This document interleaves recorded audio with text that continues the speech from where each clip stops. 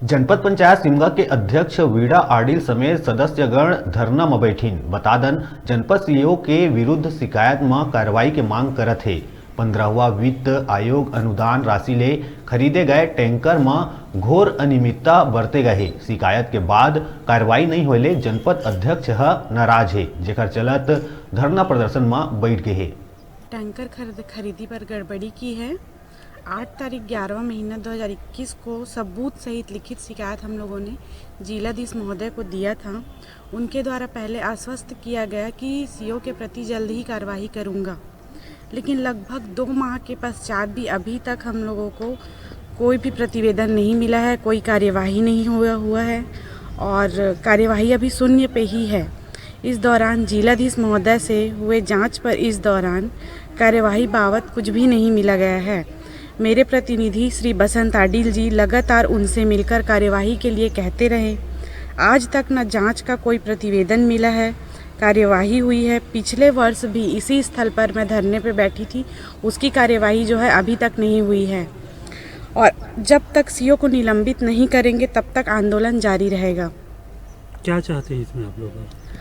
CO को निलंबित करने के लिए चाहते हैं और उन पर जांच बिठाने के लिए चाहते हैं। आज का जो आंदोलन शुरू हुआ है, फिलहाल तो ये जनपद पंचायत सिमगा 15 वित्त के अंतर्गत जो टैंकर प्रदाय की गई है और ये जनपद की जो बॉडी है, ये गवर्निंग बॉडी है, सुपरविजन बॉडी है। ये टैंकर खरीदी जो 12 नग किया गया है, इसको लेके जिलाधीश महोदय को शिकायत की गई थी कि अनियमितताएँ की गई हैं सर करके सबूत सहित उनको कागज़ पेश किया गया था।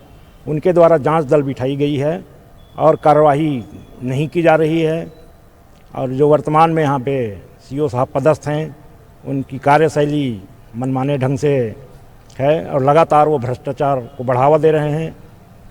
इसी को लेकर जनपद अध्यक्ष जी आंदोलन पे उतारू हैं। हम सब उनके समर्थन में हैं और अगर शीघ्र शासन कार्रवाई नहीं करती है तो उग्र आंदोलन किया जाएगा, जिसकी समस्त जवाबदेही शासन प्रशासन की होगी। इसके पहले इस मैटर पे शिकायत हुई है जिलाधीश महोदय को, पंचायत मंत्री महोदय को, मुख्यमंत्री महोदय को। उसके बाद भी कार्रवाई नहीं हो रही। ये समझ से परे है, लेकिन हमको उम्मीद है कि हमारी लोकप्रिय कांग्रेस सरकार इसमें जल्द एक्शन लेगी। मामले में जो खरीदी की गई है, ये बिल्कुल ही अवैधानिक रूप से खरीदी की गई है। इनकी जांच होनी चाहिए। मैं चाहता हूं शासन प्रशासन इस पर बहुत जल्द ही जांच करें और इसका निराकरण करें।